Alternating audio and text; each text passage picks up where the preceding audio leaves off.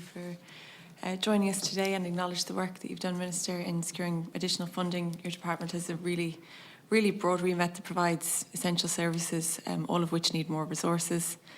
There are several points that I'd like to raise. Firstly, under the subhead relating to mother and baby institutions, the increase in allocations for this area are especially welcome. However, the briefing document only mentions Tuam as a site to be examined under the burials bill, so that implies that only Tuam is budgeted for, and of course there are many other known locations of potential mass graves. So Minister, I'm just wondering if you can comment on that, and I'm wondering if the budget can allow for more sites to be examined. There's also reference to an enhanced model of stakeholder engagement. I suppose given the kind of reported unsatisfactory nature of engagement so far, can you outline what this new model would look like and who's conducting the research and the commemoration initiatives that are referred to? Secondly, and a lot of other deputies have raised early learning and care, and there's again a welcome increase in funding.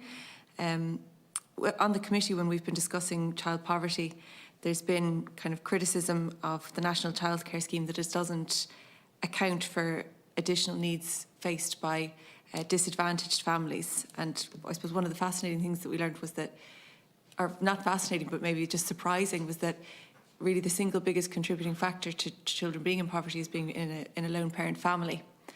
And I'm just wondering, is there going to be kind of targeted support for that kind of thing? Is there opportunities for that? And there's cases where children aren't guaranteed access to proper meals, so there's kind of a pressing need for targeted programmes in relation to that as well.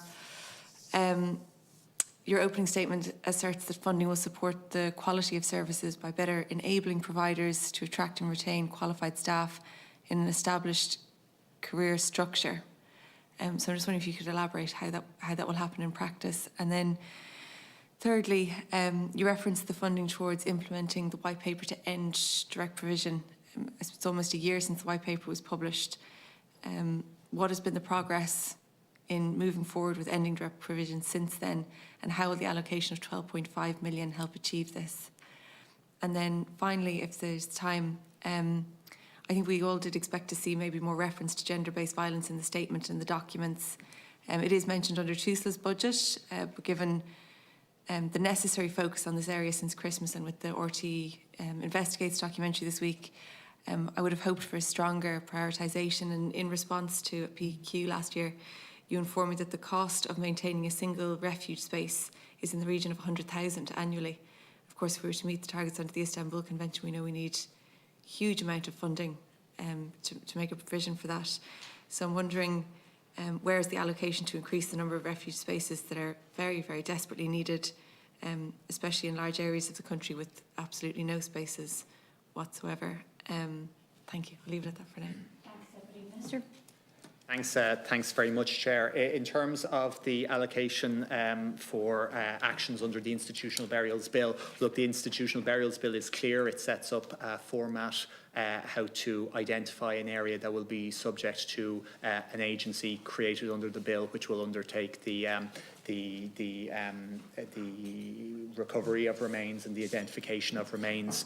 I think it is, accepted by everybody that Tuam will be the first site where such an agency will be created, and there's the budget there to start the work on the Tuam site.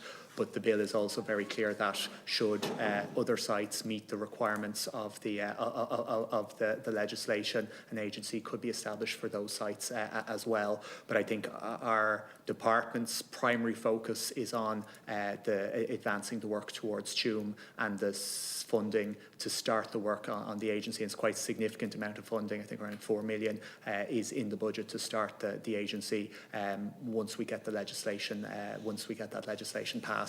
And that legislation, I would hope to publish the new draft by the end of this month, and hope to introduce it into the Oireachtas shortly afterwards. In terms of the enhanced model of stakeholder engagement, work is ongoing on that in terms of a long-term mechanism whereby the views of the survivor community can be, I suppose, conveyed to government. As we know, there's a very significant number of groups in this sector, some representing specific issues, some representing specific areas of the country, some representing maybe survivors of particular institutions. And in order for kind of a clear line of communication to be established and a clear understanding of the diverse range of needs that survivors have. We're looking at a range of measures. The previous minister had established a collaborative forum which brought together about maybe 18 former survivors or family members of former residents of these institutions. We have put forward some proposals to that group in terms of the idea of a survivor advocate, maybe looking at an advocate model who would engage with government in terms of ascertaining the views of survivors. So we'd hope maybe later on this year to bring final proposal to government in terms of this model, this enhanced model of stakeholder engagement. In terms then of the initiatives, there are a number of initiatives. There is a Commemoration initiative grant whereby groups around the country can apply for a grant in terms of a commemoration initiative that they want to undertake with respect to a mother and baby or county institution in their particular area. My department does an annual call for those and they can support, I suppose, a range of initiatives. We try very much to kind of be guided by what the particular what survivors are looking for, what they think is appropriate in terms of the institution that they've grouped together in respect of. We're also doing some work. There's a cross-departmental group between my department and the Department of Housing, looking at some of the issues around commemoration, and particularly looking at the protection of sites of former institutions. And work is ongoing there between my department and the Department of Housing. In terms then of early learning and care and school-age childcare, you raised the issue of child poverty. We've taken a number of issues to look. The NCS is a really good scheme. It's a hugely enhanced ability of the state to provide financial support. But I think as it's operated, and it is only really operating since 2019, issues have arisen, and I know I've engaged in the Chamber and engaged with yourself, Chair, on this. And I think most importantly, I've met with a lot of community childcare providers from various parts of the country and listened to the difficulties that they were having with certain elements of the NCS. So as you know, in this year's budget, we've removed that provision whereby hours spent in school or in the ECHE programme was deducted from a child's free allocation. So the 20-hour allocation, children whose parents weren't in education or weren't in employment had their school time or their ECHE time deducted from their 20 hours a week. And particularly in term time for children attending school-age childcare, that was seeing the removal of that, basically the removal of their entire free allocation. From this spring, that practice will cease, and that will be of huge advantage. We estimate about 5,000 children in the country will be able to benefit now from their full 20-hour allocation of free early learning and care or school-age childcare. So I think that's a really important immediate step in terms of addressing issues to do with poverty. But there is a wider measure that we can take, and I referred to it when I was talking with Deputy Dillon in terms of this idea of a DESH model, a DESH approach to early learning and care and school-age childcare. It's recommended within the expert group. We're starting work on that now in terms of the design of that, but I'd hope maybe in this year's budget to be able to take maybe some initial steps towards provision there. Obviously, the provision of hot school meals, which I think you're right, Deputy, is absolutely essential. That doesn't fall directly within my department. I know Minister Joe Bryan has increased the number of schools that's provided for, and also I know that the work Minister Foley is doing in terms of the very significant increase of DESH schools that she's got the investment for this year is going to help there. In terms of quality, key things there, the workforce development plan, setting out how we make make childcare an attractive career option for individuals. That was launched in December at the same time as the expert group, and we'll be working to implement that. But the key thing is, if we're not paying childcare professionals enough, they're not going to join, or they're going to leave the sector, and that's why we've done core funding, and that's why core funding is so important. And in terms of white paper, well, look, I suppose the implementation of the vulnerability assessment, something Ireland had been failing to do for years, I think that was really important. 650 have been undertaken this year, and under 900 are in place at the moment.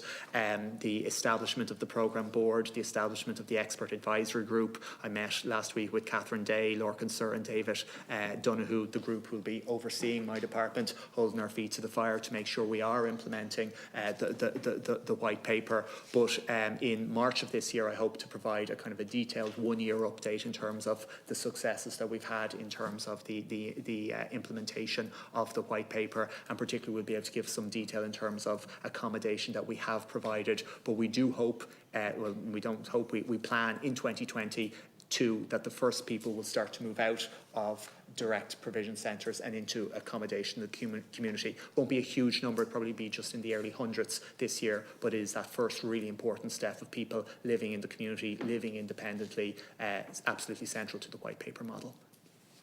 Thank you very much, Minister. So moving on then to Deputy Jennifer Moran O'Connor. On the issue of the SGBV, and apologies, Deputy Carnes, I didn't get to answer your question on that as well, so I might kind of cover some of that as well, though I gather we'll be speaking about it in the Dáil later on as well this evening.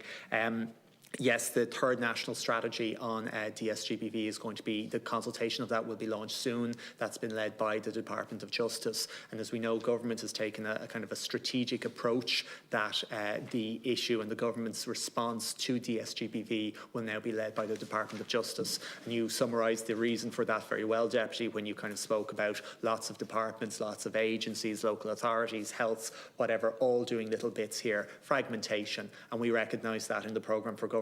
That's why we set up that audit to identify where is everything being done right now and how can we bring it together. And the government has now taken that decision. We're going to bring it together under the Department of Justice, under a new entity that the Department of Justice will operate, and that will mean responsibility for the provision of refuge and the provision of those services you spoke about. That won't be overseen by my department anymore. It won't be overseen by TUSLA. It will all go to the Department of Justice, and that's a strategic decision that the government has taken, and I think recognising the huge challenge that we have with domestic, sexual and gender-based violence in this country. And I think centralising everything there will allow for the delivery of the refuge spaces that we do need, and everybody recognises we don't have enough refuges, we don't have enough refuge spaces in the country, and there's significant parts of the country where both counties like your own county, Deputy, are without coverage, but also just physical areas within our larger counties where a refuge is an hour and a half drive, which is an immediate disincentive to someone who might be fleeing in a situation of real desperate need. Now, there is a commitment under CAS, the Capital Allocation Scheme, from the Department of Housing to finance refuge space, but I think there's also recognition just that the CAS process is lengthy. That is one of the problems we've identified as well as the lack of spaces. It takes such a long time to build a new refuge, and when we publish the accommodation review, and we hope to publish that next week, and in our response to that, again led by Minister McEntee through the third national strategy, we'll be outlining how we're going to address those particular issues.